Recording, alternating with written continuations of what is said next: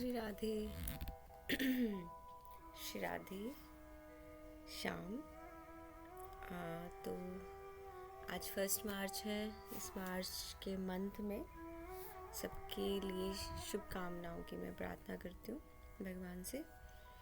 और हरिचरण चिंतन कक्षा में हम ऐसे ही चलते रहें और हर फर्स्ट का सेलिब्रेशन करते रहें कृष्ण के नाम से, उच्चारण से, और सब जो हर एक के जीवन की पास्ट की सब बुराई चीज़ों को छोड़ दे। जैसे प्रेमानंद बाबा महाराज बोलते हैं, जो हो गया सो हो गया। उसको अपराध जो बने हैं ना, आज अपराध पे ही कक्षा है, इसलिए मैंने ही बाबा से एक बार पूछा था, अगर वो अपराध है और हम उसको एक्सेप्ट करने चाहिए, ऐसे नहीं करना चाहिए मैंने नहीं किया, करना चाहिए, एक्सेप्ट करने चाहिए, उसके बाद क्षमा मांगनी चाहिए और उसको भूल जाना चाहिए। हो गया तो हो गया। आज अपराधों पे है, लेकिन जो वैष्णव अपराध है ना, वो बहुत बहुत बहुत दुख देते हैं। तो इसलिए वैष्णव अपराध को मैं ऐसे बोलती हूँ, वैष्णव अपराध कैंसर कैसे है, कैंसर बीमारी है वो वैष्णव अपराध, लेकिन नहीं समझ पाते। लेकिन दुनिया को मैं सुधार नहीं सकती हूँ। बड़े बड़े वैष्णव आचार्य, मुझे पता है मैं कई बार बहुत हार्श वर्ड बोलती हूँ हमें पर, लेकिन हर्ट करने का मेरा कोई इंटेंशन नहीं होता है। वो इसलिए होता है रूड कि ताकि सही राह पे चला जाए इंसान।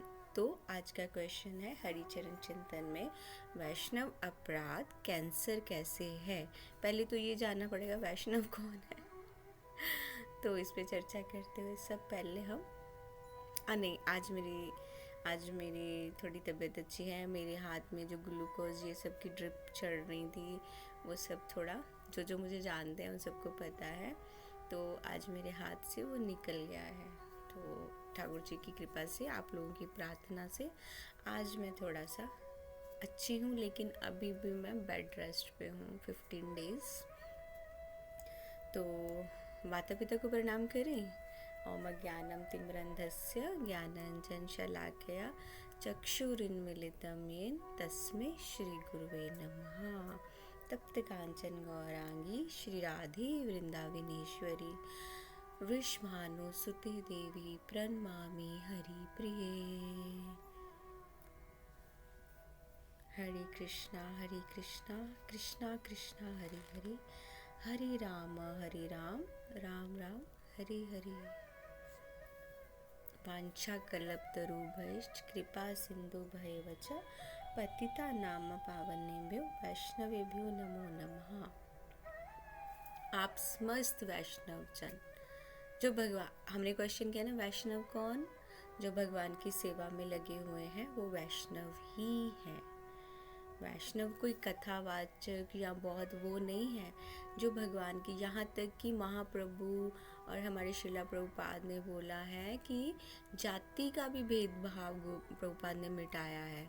जो भगवान की सेवा में लगा हुआ है, जो भगवान की सेवा में हर उसमें ऑल्टर तक में लगा है, जरूरी नहीं उसमें ब्राह्मण हो, इसलिए हमारे संप्रदाय में ब्राह्मण दीक्षा दी जाती है। तो आज हम चर्चा करेंगे वैष्णव अपराध कैसे हैं। तो हम उस पर वैसे तो मुझे 1-2 श्लोक और आपको करने थे, बट नहीं, जल्दी से हम, क्योंकि ये थोड़ा सा चैप्टर लंबा और मेरे पास ना इतने बड़े गैजेट्स नहीं हैं, बहुत लिमिटेड सा, मैं ओनली 25 मिनट ही रिकॉर्ड कर सकती हूँ। तो वैष्णव अपराध कैसे है? वैष्णव अपराध, इसकी तो स्टेजेस है। अगर हमें अपने आप को चेक करना है, हमें वैष्णव अपराध का कैसे पता चलेगा? हमें तो पता ही नहीं चलेगा कि हमने वैष्णव अपराध किया। जैसे मुझसे तो बहुत बनते हैं, तो मैं हर टाइम प्रणाम करती रहती हूँ, वांछा कल्पतरु ऐसे करती रहती हूँ। तो उसके लिए हमें क्या करना है, अपने आप को हम कैसे जानेंगे कि हमसे वैष्णव अपराध बना, इसके स्टेजेस में हम डिवाइड करते हुए उस पर चर्चा करते हैं। वैसे वैष्णव अपराध कैसे होगा? अज्ञानता से, भय से, ईर्ष्या से। अज्ञान क्या, कि हम अज्ञानता है, हम जानते नहीं वैष्णवों के बारे में। भय, भय किस चीज़ का, जैसे हमने भक्ति एक साथ स्टार्ट की, लेकिन हमें डर होगा कि ये मुझसे मुझे भय ये होगा कि ये भक्ति में मुझसे आगे नहीं चले जाए। ईर्ष्या, अगर वो चला गया भक्ति में आगे तो हम ईर्ष्या करेंगे। ये है वैष्णव अपराध। और फर्स्ट स्टेज क्या आती है, जैसे हमें अपने ही आप को आंकना है, दूसरे को जज करने का हमें कोई अधिकार नहीं है।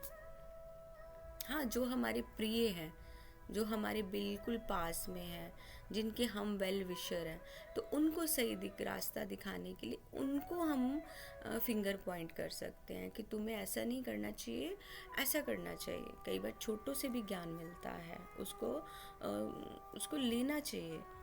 तो फर्स्ट स्टेज कैसे आएगी वैष्णव अपराध की, जब हमें किसी से ईर्ष्या होती है। ईर्ष्या होती है ना, लेकिन हम उसको मानते नहीं हैं। नहीं, हमें तो ईर्ष्या नहीं है। इसलिए घर में मिरर के सामने खड़े होके अपने आप को अंदर तक जानिए। जिस हृदय में भगवान आके बैठेंगे ना, चेतो दर्पण मार्जनम, तो उसका जब मार्जन करते करते तभी तो भगवान आएंगे। उसके लिए पहले हमें अपने आप को ऐसे ऐसे आंकना है।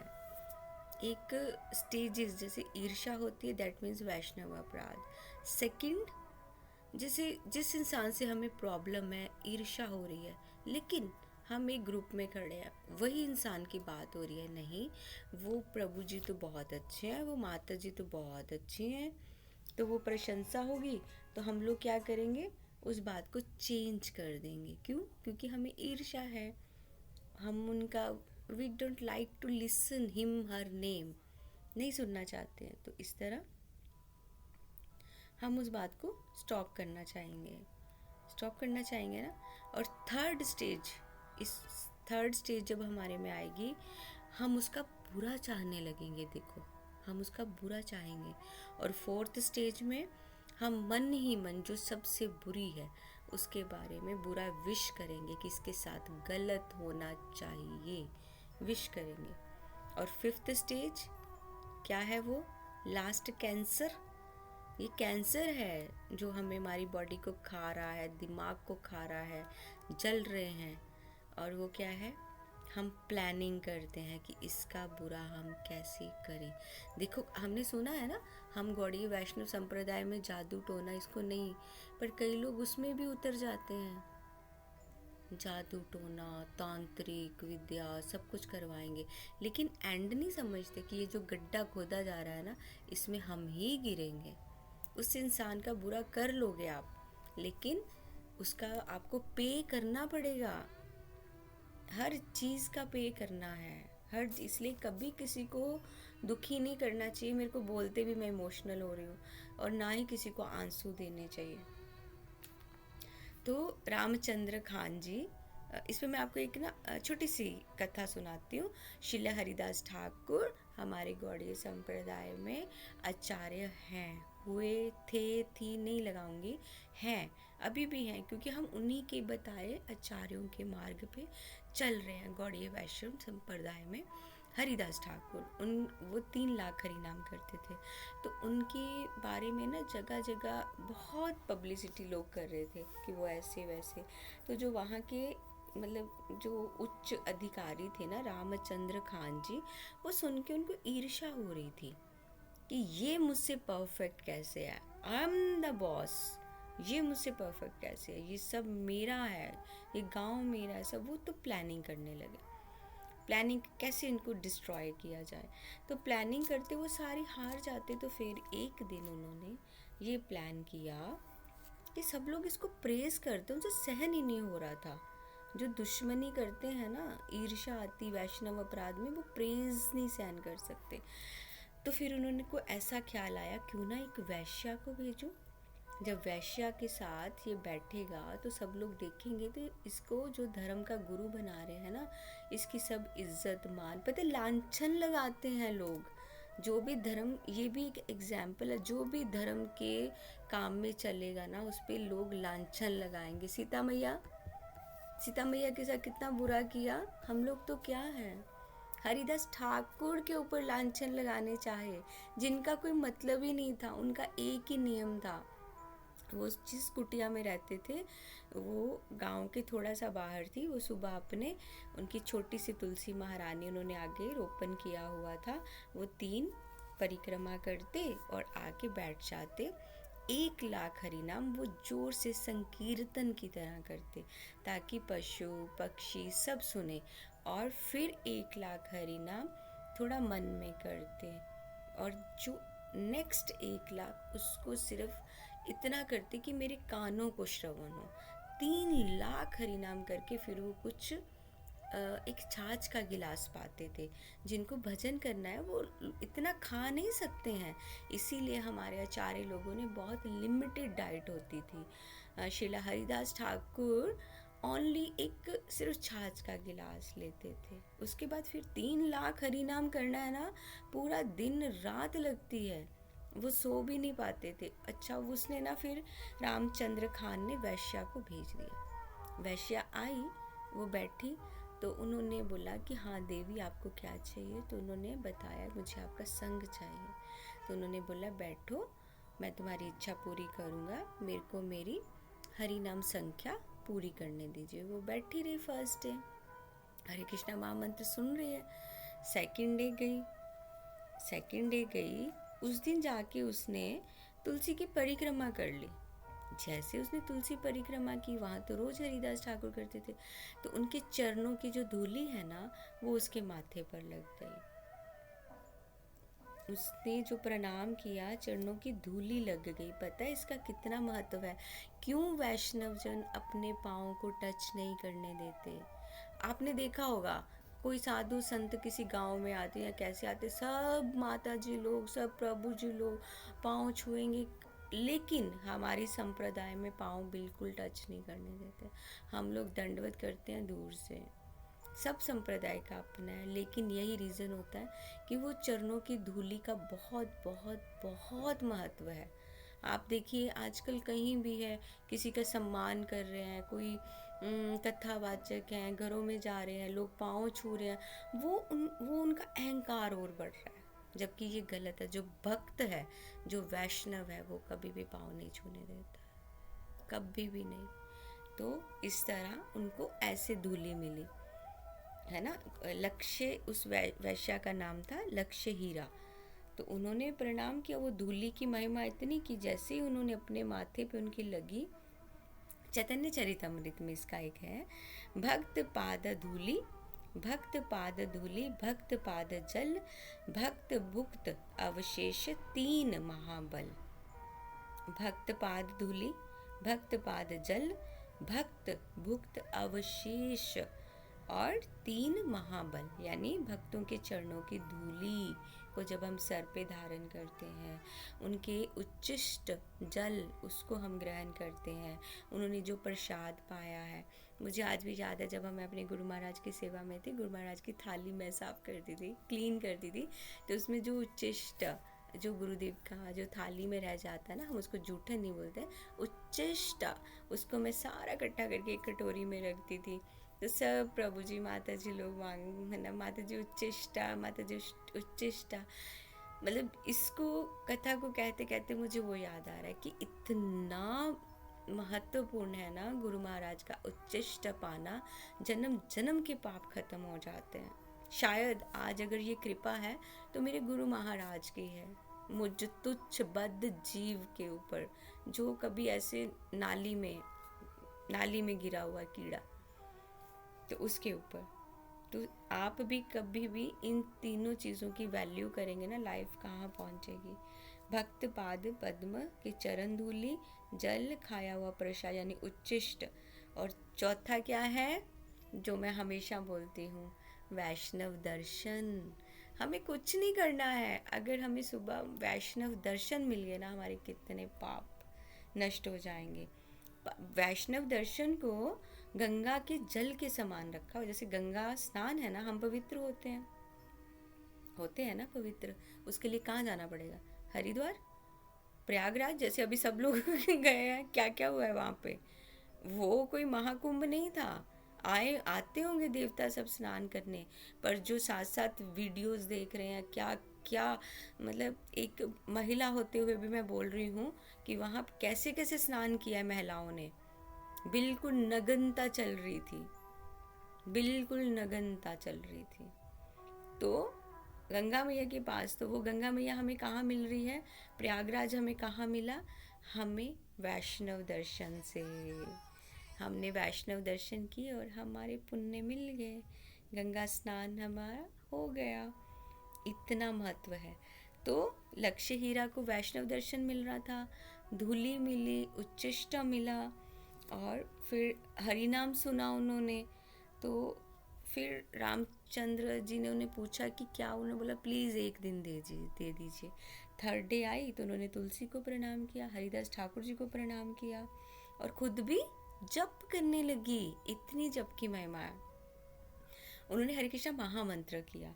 फिर उन्होंने बोला श्रीला हरिदास ठाकुर जी को कि मुझे भक्त बनना है, प्रभु मुझे भक्त बनना है। तो मुझे क्या, उन्होंने, जबकि वो वैश्या थे, तो फिर उन्होंने बोला कि मुझे पता है आप मेरे पास इसलिए आए कि मुझे बदनाम किया जाए, मुझ पे लांछन लगाया जाए, मुझे गांव वालों ने बता दिया था, और लेकिन मैं नहीं गया, क्योंकि जब कोई भक्त चल के मेरे पास आ रहा है तो मुझे अपना नहीं सोचना है। लांछन लगनी थी मुझ पे, कोई बात नहीं, तो तुम पे कितनी कृपा हुई। फिर उन्होंने उसी टाइम दीक्षा के लिए, वैष्णवी दीक्षा, उन्होंने हमारे गौड़ीय वैष्णव में वैष्णवी बनने के लिए फीमेल्स बालों, मतलब अपने हेड को शेव करते हैं, मुंडन करवाते हैं। वाइट साड़ी धारण की, मुंडन किया, और उनको दीक्षा में नेम मिला हरिदासी। और फिर हरिदास ठाकुर जी वहाँ से चले गए, और वो स्थान मिला हरिदासी माता जी को, और उन्होंने वहाँ पे बैठ के 3 लाख हरि नाम वैसे ही स्टार्ट रखा। तुलसी महारानी के पास उनकी प्रदक्षिणा, सब सेवा वो करने लगी। इतने बड़े नामाचार्य, हरिदास ठाकुर जी को हम नामाचार्य बोलते हैं, नामाचार्य गुरु। उनके प्रति रामचंद्र खान ने अपराध किया, बोलते हैं ना अपराध, वैष्णव अपराध किया तो बहुत दंड भुगतना पड़ता है, लेकिन उनका कुछ नहीं हुआ। उस टाइम उनका कुछ भी नहीं हुआ, लेकिन होता है बाद में उनके साथ जो जो हुआ वो बताया भी नहीं जा सकता है। कभी कभी साथ साथ फल मिल जाता है, कभी 10-15 साल के बाद। जैसे बीज तो डल गया, अपराध तो हो गया, बीज अब फलेगा फूलेगा तो होगा।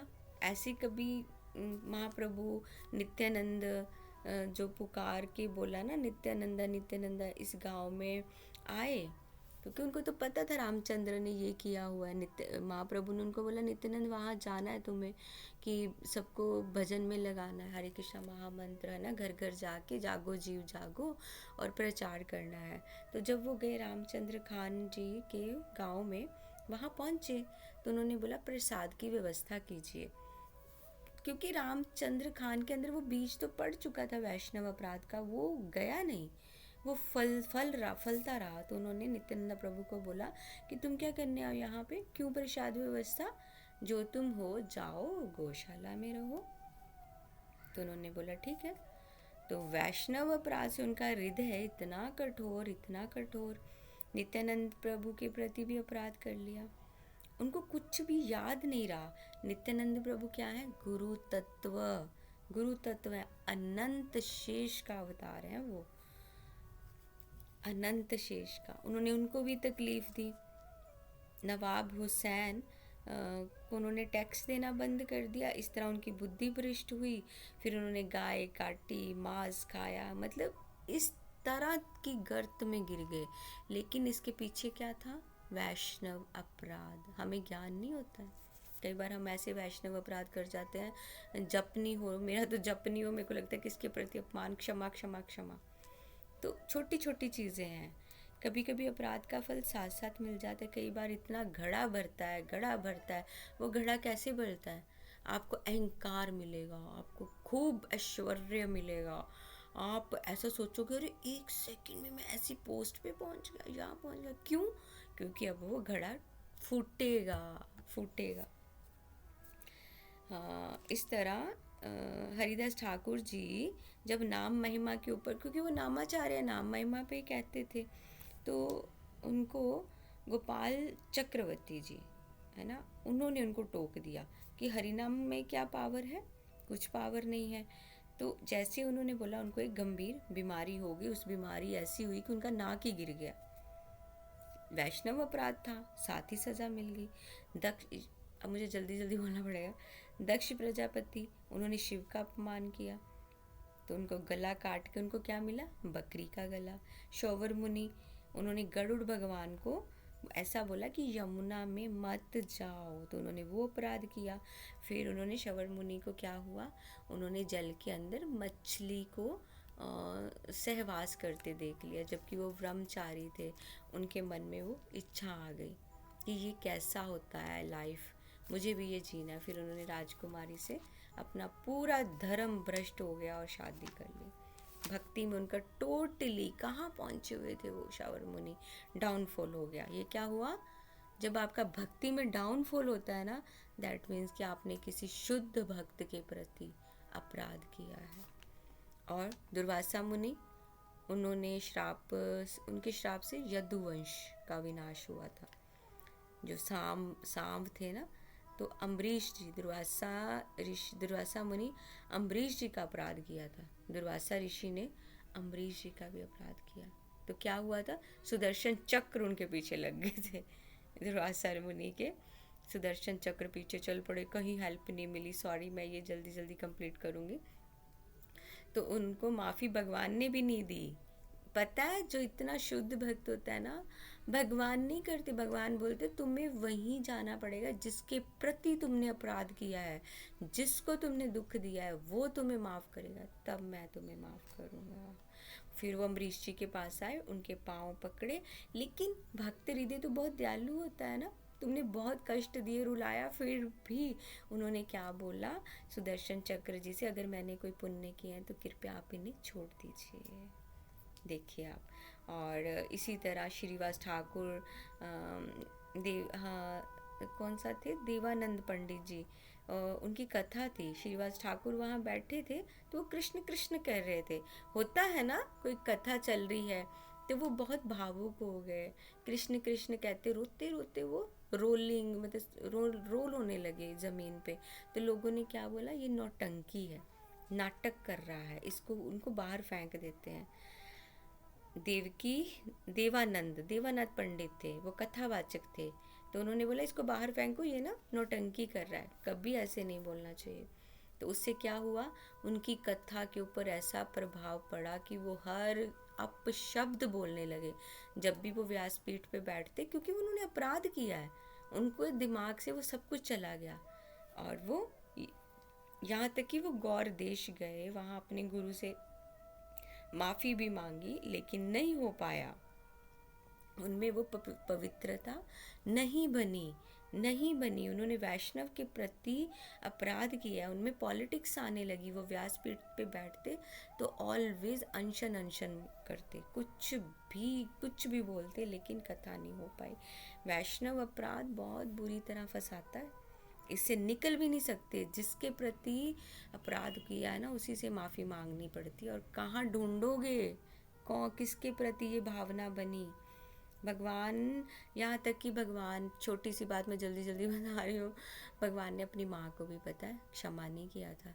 चैतन्य महाप्रभु की माँ सच्ची माता अद्वैताचार्य बहुत बड़े थे, तो अद्वैताचार्य आए तो उन्होंने चैतन्य महाप्रभु को अपने साथ ले गया, तो उनको अच्छा नहीं लगा। उन्होंने बोला कि ये तो मेरे बच्चों को सन्यासी, अद्वैत चैतन्य महाप्रभु तो गई, तो नित्यानंदा को भी लेके जा रहा है। तो ऐसे करके उनके ऐसे नहीं बोला, मानसिक रूप से उन्होंने, सच्ची माता ने उनके प्रति अपराध भी नहीं था, बस उन्होंने उस मानसिक रूप से थोड़ा उनके प्रति वैर भाव किया। लेकिन जैसे ही वैर भाव किया मानसिक रूप से, तो जब अद्वैताचार्य प्रभु को पता चला कि सच्ची माता ऐसा कर सकते हैं, वो तो भगवान की माँ है, तो फिर भगवान की माँ को ही सच्ची माँ ने अद्वैताचार्य से क्षमा कैसे, कि ये सुन के वो बेहोश हो गए थे कि ऐसे कैसे भगवान की माँ मुझे कर सकते हैं। तो जैसे ही द्वैताचार्य बेहोश हुए तो सच्ची माँ ने उनके चरणों की धूलि को अपने माथे पे लगाया। जैसे ही उन्होंने चरणों की धूलि को अपने माथे पे लगाया तो वैसे ही भगवान ने उनको क्षमा कर दिया। भगवान ने उनको क्षमा कर दिया और अपनी माँ का अपराध क्षमा कर दिया। वैष्णव चरणों की धूलि का वैष्णव, अभी हमने बोला ना चैतन्य चरितमृत में कैसे मेंशन है, गुरु है ना, गुरु पाद पद्म जल धूलि कितना महत्वपूर्ण है। इसलिए हमें इन सब चीज़ों की वैल्यू करनी चाहिए।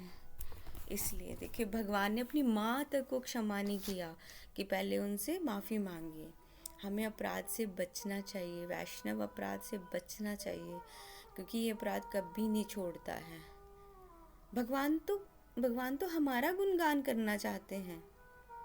सच में भगवान हमारा भक्तों का गुणगान करना चाहते हैं, लेकिन उसके लिए क्या करना पड़ेगा, हमें अपनी साधना से ही मतलब रखना पड़ेगा।